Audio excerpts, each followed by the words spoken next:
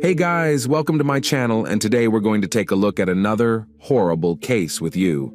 The case of Lisa Cecilia Harnum, the fiancée of a tyrant who turned a luxury apartment into a prison. Controlling behavior in couple relationships, unfortunately, is not uncommon and quite dangerous. It manifests itself when a person tries to subjugate and forcibly adapt their other half to their own needs through intimidation, demonstrations of strength and power, as well as humiliation and total control. Often the victim, because of the instilled feelings of fear and guilt, does not realize that he or she is in a destructive situation. The story of a young woman named Lisa Cecilia Harnum illustrates what a relationship with a control freak can lead to. She naively believed that she had met the love of her life, but she herself did not notice how her fiancé became a monster who turned their luxurious apartment into a real prison with 24-hour video surveillance.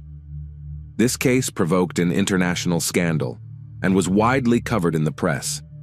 The unfortunate Lisa tried to make Lisa look mentally unstable and cold-blooded crime to pass off as an accident or voluntary resignation from life. However, the perpetrator, despite his money and connections, did not manage to escape responsibility. Now let's understand how her beloved man turned into a monster who hid his inhuman attitude behind care. Lisa Cecilia Harnum, biography, family, early years. Our today's heroine was born in Canada on June 12, 1981, in the suburbs of Toronto, and was the second child in the family. Lisa was brought up together with her older brother Jason, with whom she has always been very close. They were raised independently by single mom Joanna. Brother and sister did not remember their father because he left the family when the children were very young and no longer took any part in their lives. Lisa Cecilia grew up as an active and purposeful girl. From an early age, she was involved in sports. Together with her brother, went to the martial arts section, liked to play soccer and volleyball. But her main passion has always been ballet. She daily visited the dance studio where she practiced at the bar for several hours. The girl from childhood was tall and slender, but professional ballet classes required the strictest diet, which had a detrimental effect on the growing body. In adolescence, Lisa developed anorexia on the background of eating disorders. For a long time, she kept silent about her problem, believing that she could cope with everything herself. But when her weight approached critically low values, her mother sounded the alarm and put her daughter in the clinic, where Lisa needed to spend several months to restore health and weight gain. After graduating from school, the girl continued dancing classes and also decided to connect her life with the beauty industry. In parallel with her university studies, she got a job as a perfumer in one of the stores of a large cosmetics chain, and in her spare time, she studied the subtleties of makeup and hairdressing, moving to Australia.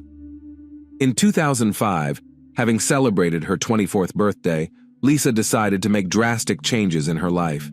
She wanted to go to the other side of the world, to Australia, and there were several reasons for that. Firstly, she wanted to live in a warmer and milder climate, and secondly, Lisa wanted to see the world. She took a one-year work visa and traveled to another continent. However, with her then flew Joanna, who accompanied her daughter for the first few months to make sure that she was all right, and she settled well in the new place. The mother then returned back to Toronto with peace of mind, making sure her daughter could take care of herself. Lisa settled in Sydney, where she rented a cozy apartment and soon got a job at a local small cosmetology company. After her visa expired, she decided to move to Australia permanently. First, she extended her stay for another year, and then began to prepare the necessary documents to obtain citizenship of this country. Personal life. As for personal life, in this respect, everything was not easy. The fact is that Lisa always preferred to meet with older men. Obviously, not the least role in this played a lack of a father in the family, so she always reached out to more mature men, looking for support and protection in them. In 2006, Lisa successfully interviewed for a job at Sydney Cosmetics and was hired. She soon began a romantic relationship with a co-worker who was almost twice her age. A few months later, they decided to start living together, and Lisa moved into the apartment of her lover. And after a couple more months, the girl introduced her boyfriend to her mom and brother, and they approved her choice. The couple traveled a lot around the world, rested in the Seychelles in Paris, and also visited the famous carnival in Rio de Janeiro. The man even made Lisa a marriage proposal, which she gladly accepted. But about a year after the engagement, the lovers broke up. Lisa did not go into detail about the reasons for this decision, but hinted that too great a difference in age, however, played in this not the least role. In 2010, Lisa graduated from the Sydney College of Stylists and got a job as a hairdresser in a popular beauty salon, where she quickly won the respect of colleagues and the trust of customers. At the same time, a new boyfriend appeared in her life, but their romance did not last long because Lisa found out that he was married. Destroy someone else's family she was not going to, so she quickly broke off the relationship. But shortly before that, at one of the parties, this guy introduced her friend, a businessman named Simon Gitney. This acquaintance turned out to be fatal for Lisa. Who is Simon Gitney? Simon was born in Maryland in December 1973 in a very religious, large family of immigrants from Lebanon. He had 5 other siblings, whom his parents raised in strictness and obedience. However, Simon from a young age had problems with controlling emotions and outbursts of anger, and he was also possessive, did not tolerate rejection, and often gave the will of his fists. All this eventually led to serious problems with the law. The first time Gitney was behind bars was at the age of 18, when he came to his ex-girlfriend in the store where she worked and began to openly molest her. The store owner interceded for the girl and threw the impudent man out the door, but Simon returned with friends who grabbed the store owner and held him while Simon beat him severely. That time, the guy only served a few months and was released on bail for good behavior afterwards. But 3 years later, he was arrested again, this time on theft charges.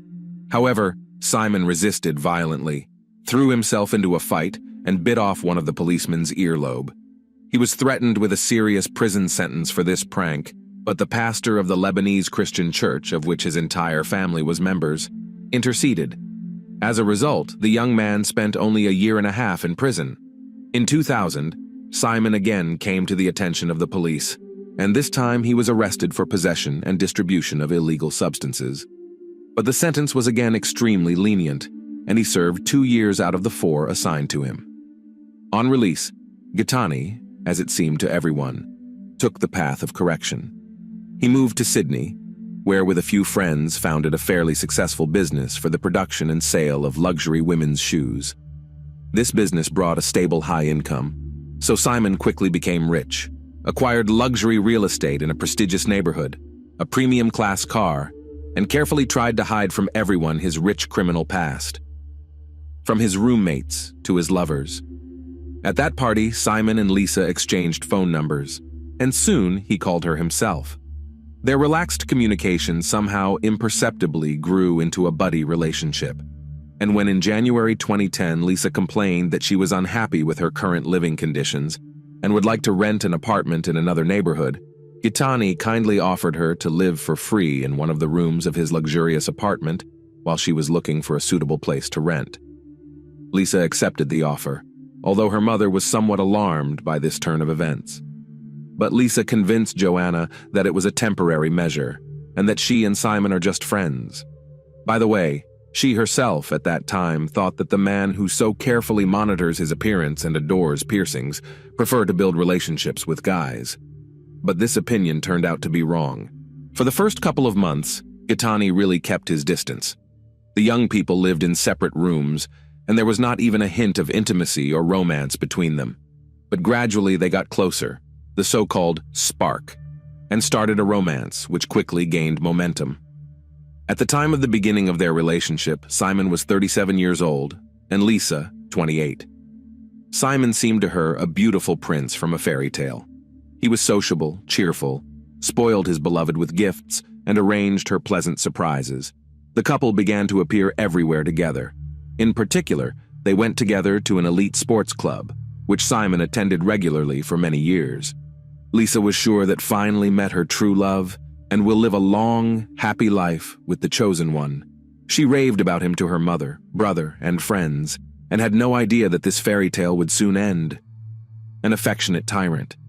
Just 6 months after the beginning of the relationship, Simon's behavior began to change, but it happened in stages and in such a way that Lisa did not notice anything, thinking that the lover does everything for her own good. He gradually distanced Lisa from friends and family, erased all her personal boundaries, tried to change her views, tastes, and behavior, adjusting them to his needs. In June 2010, shortly after Lisa celebrated her 29th birthday, Simon began to persistently persuade her to quit her job, claiming that she was not valued there and she could find a better paid position.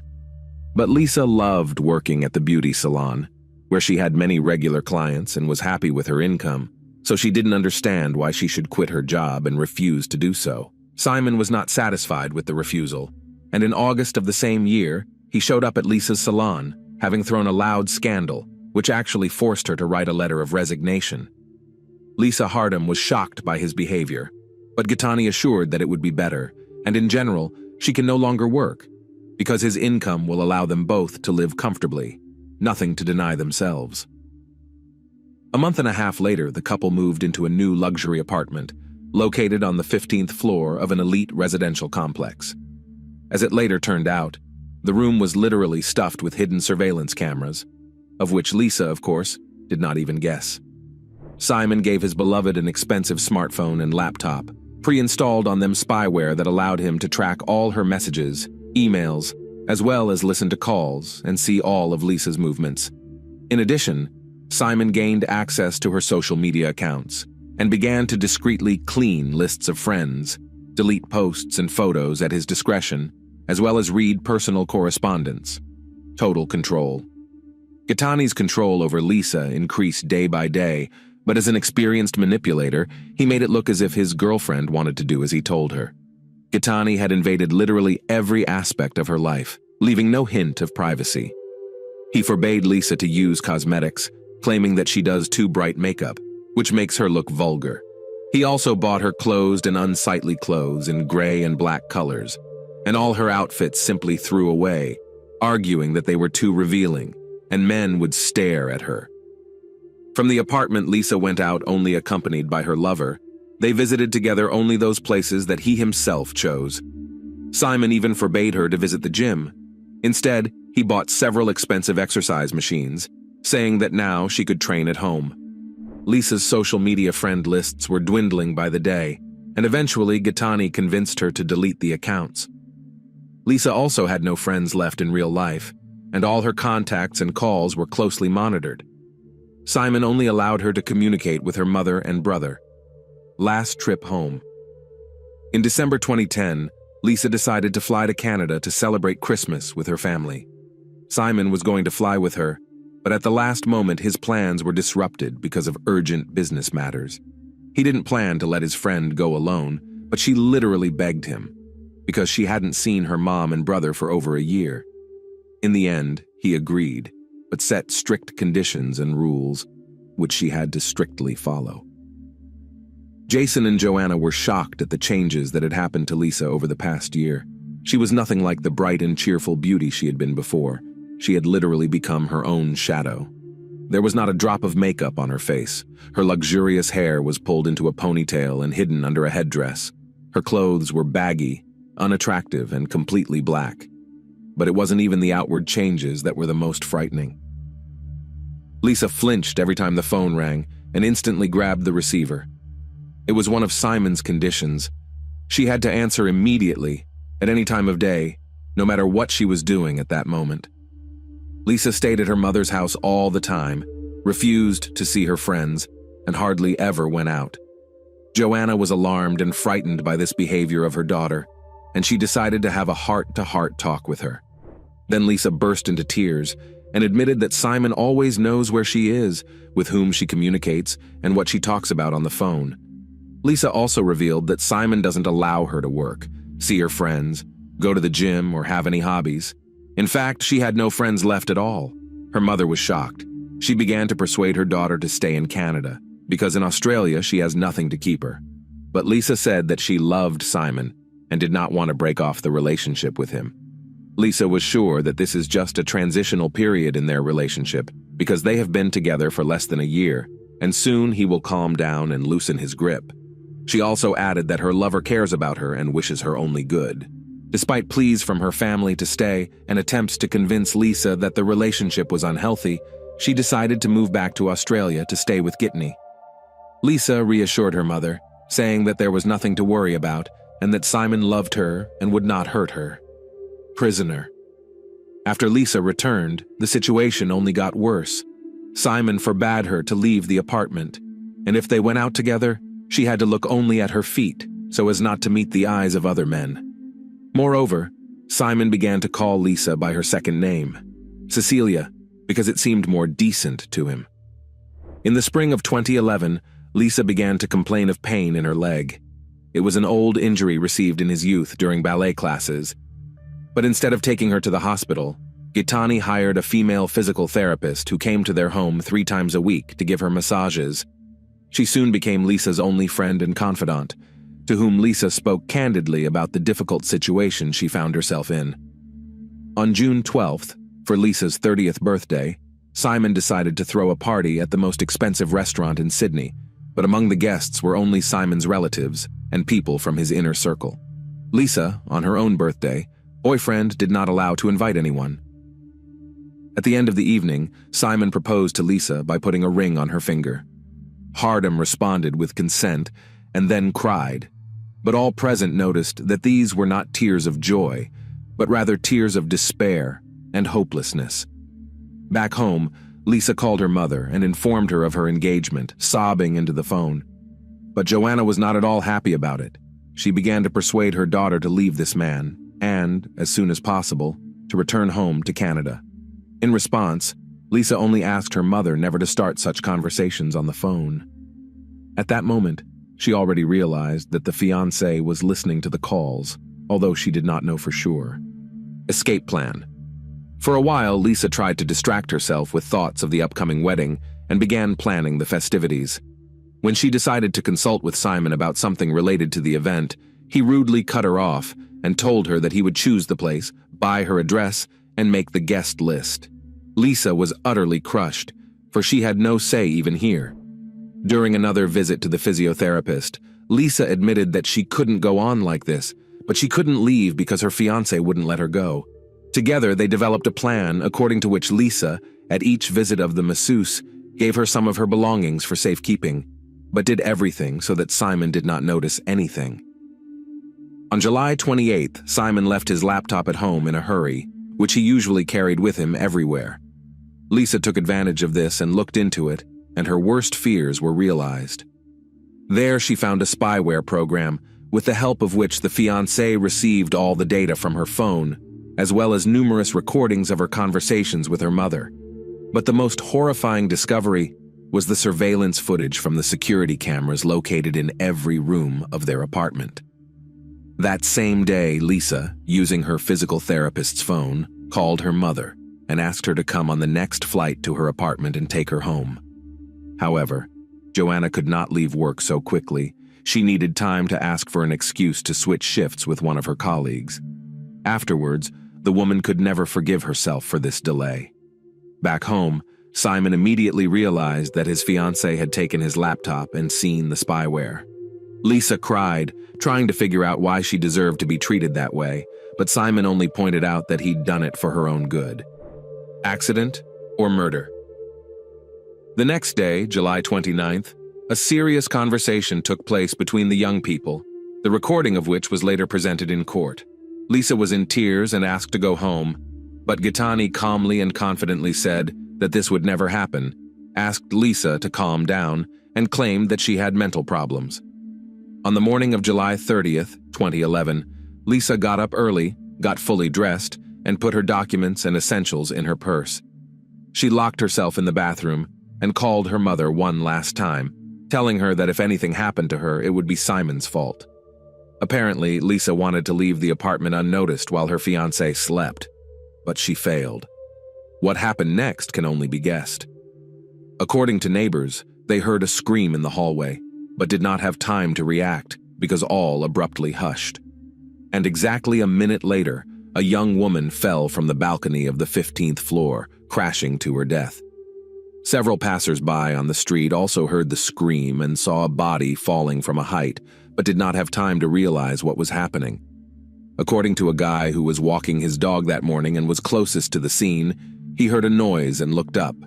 The eyewitness saw a man holding something large, which he then threw down.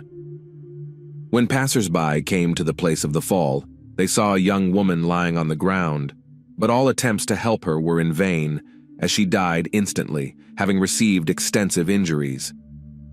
3 minutes later, Gitani, dressed in his pajamas, ran out into the street. He was crying, saying he didn't know how he was going to live his life, and claiming that he hadn't caught his fiancée in time. At first glance, it looked like an accident, but Simon himself was quick to claim that his fiancée had voluntarily passed away. A note in his pocket and a frightening video. Strange things began as soon as the body was taken to the morgue and examined. In different pockets were found fragments of a note torn into small pieces with the text, "There are cameras everywhere in the apartment." Probably Lisa was afraid that Simon might find the message, so she turned the note into a kind of garbage and scattered it in different pockets. A check showed that there were indeed a lot of cameras in the apartment, but the hard disk with recordings could not be found, and Simon claimed that there was no video recording at all. A surveillance camera in the communal hallway, on the other hand, captured something frightening. The short clip shows Lisa running out of the apartment and calling for help, but her fiancé grabs her from behind, covers her mouth, and drags her back in.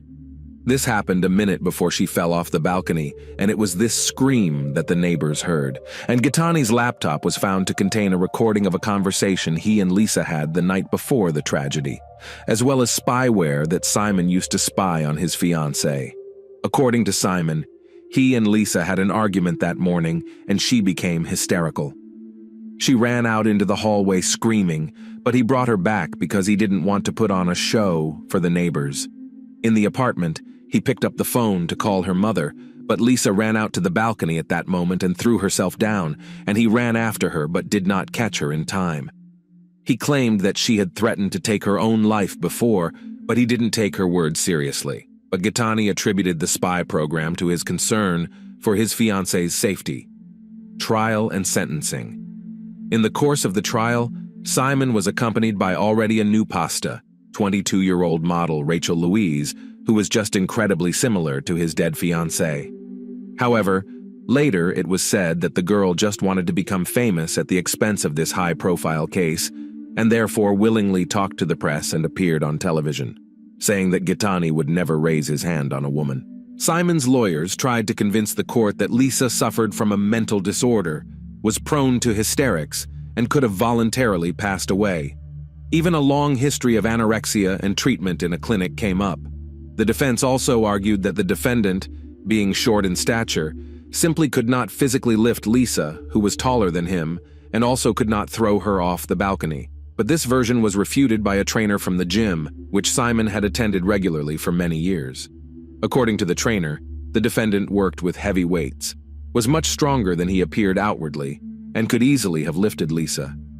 This was also supported by the absence of Lisa's fingerprints on the railing and the glass barrier, as she could not have jumped without leaning on them.